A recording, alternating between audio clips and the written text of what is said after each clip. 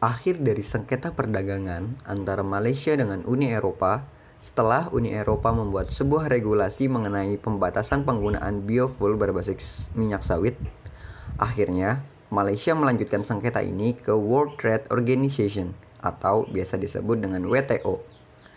Dan WTO sendiri memberi persetujuan atas permintaan dari Kuala Lumpur untuk membentuk sebuah panel, yang nantinya panel ini bakal memeriksa regulasi yang dikeluarkan dari Uni Eropa itu sendiri. Bahkan hal serupa dilakukan oleh Indonesia, yang sudah melaporkan dan menggugat hal itu kepada WTO pada tahun 2019 lalu, tepat setelah 1 tahun regulasi ini dikeluarkan. Nah, itu tadi pembahasan dari kelompok kami mengenai kasus sengketa antara Malaysia dan Uni Eropa, yang pada akhirnya ditengahi oleh WTO. Gimana? Cukup menarik bukan? Sekian dari kami. Wassalamualaikum warahmatullahi wabarakatuh.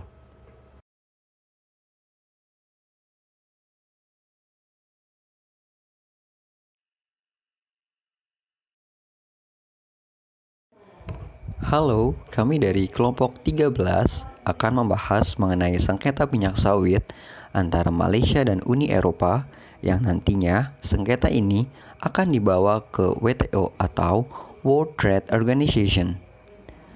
Ini adalah anggota dari kelompok kami.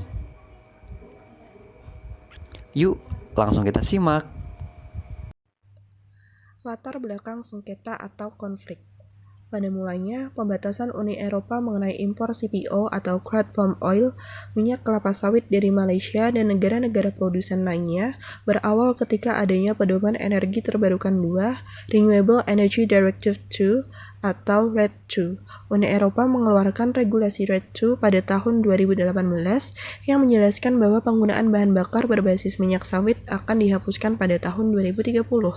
Uni Eropa merujuk pada penggunaan bahan bakar terbarukan seperti biodiesel, serta untuk biofuel mereka lebih menyarankan penggunaan bahan seperti kedelai ataupun rapeseed. Pelarangan kelapa sawit sebagai bahan bakar hayati atau biofuel dikarenakan Uni Eropa menggolongkan kelapa sawit sebagai komoditas yang berisiko tinggi dalam memicu terjadinya deforestasi atau perusakan hutan. Kebijakan yang dikeluarkan oleh Uni Eropa ini menimbulkan akibat seperti berkurangnya permintaan kelapa sawit terhadap negara produsen setelah beberapa negara anggota Uni Eropa mulai menghapuskan penggunaan biofuel berbasis minyak kelapa sawit sebelum masa penghapusannya. Dengan demikian, Malaysia meluncurkan gugatan terpisah kepada Eropa di World Trade Organization. Menurut Malaysia, sebagai negara produsen kelapa sawit terbesar kedua, mengatakan bahwa tindakan Uni Eropa tersebut bersifat diskriminatif. Bagian selanjutnya adalah bagian peak atau bagian puncak. Kebijakan Uni Eropa yang dipertanyakan produsen minyak sawit terbesar seperti Malaysia telah dianggap sebagai diskriminasi.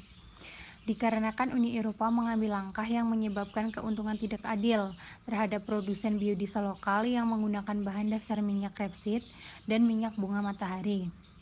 Dan diduga juga terdapat tuduhan kerja paksa, yang puncaknya adalah pada saat Malaysia meminta WTO untuk segera membentuk panel guna mengadili kasus Uni Eropa tersebut. Kemudian, selanjutnya mekanisme penyelesaian sengketa. Dari adanya diskriminasi terhadap sektor persawitan, dapat diketahui jika keadaan tersebut tidak menggambarkan bentuk kelestarian industri persawitan di dunia.